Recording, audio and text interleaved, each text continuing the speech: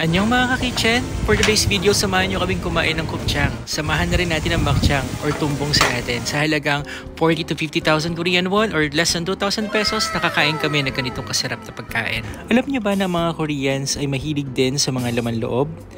Isa na dito, ang laman loob ng baboy. Minsan baka, meron din silang mga kinakain ng mga putahe na talagang paborito nila. Pero for today's video, ipapakita ko sa inyo ang isa sa pinaka-paborito nilang pulutan, pwedeng iulam, at bagay na bagay sa malamig na winter dito sa South Korea. Ito ang kopchang. So dito kami kumakain. So kung mapapansin nyo yung preparation dito ni Ajima, ay ito yung mga tinitake out nila. At kapag gusto mo ng on the go lang, dito ka bibili. So, doon naman sa loob, doon pinaprepare yung mga dine-in. So, dito kami kumakain.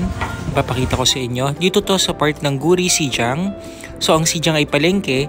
So, pagpasok mo pa lang dito, tabi-tabing mga kopchangan. Pero mostly, dito kami kumakain sa tindahan na to.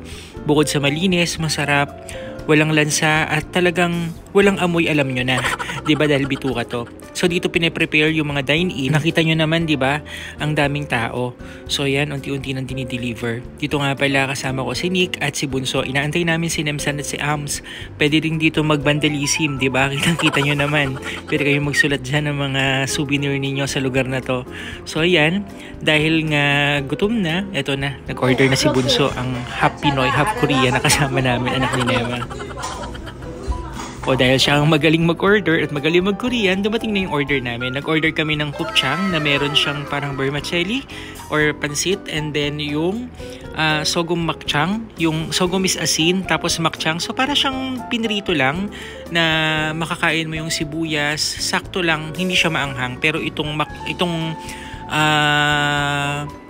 kupchang na to, medyo maanghang siya talaga. So yan kakain na si Bunso. Ipapakita niya kung paano kumain. So di ba?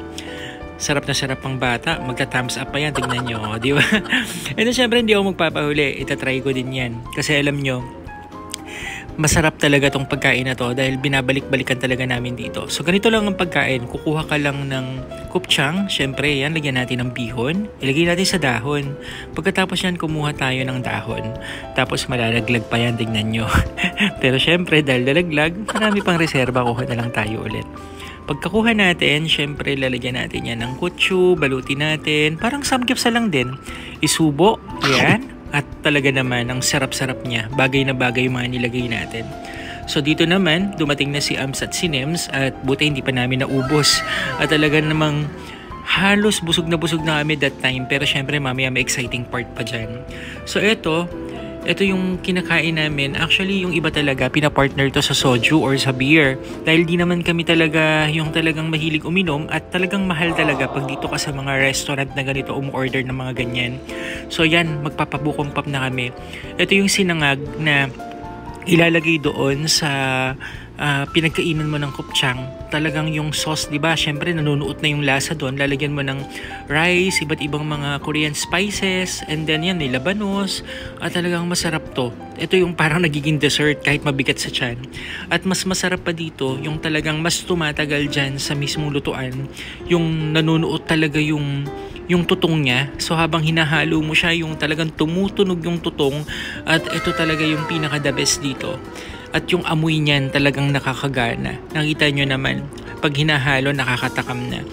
May mga pagkain ng Korean lang talaga na hindi ako kinakain. Na hindi ako kumakain. Pero ito, isa to sa pinaka-the best sa akin.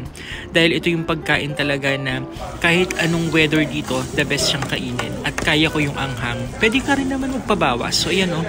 Yan yung ginagawa ni Nema. Tinatanggal niya yung tutong dun sa mismong pinaglutuan. Yan yung masarap kasi crunchy siya.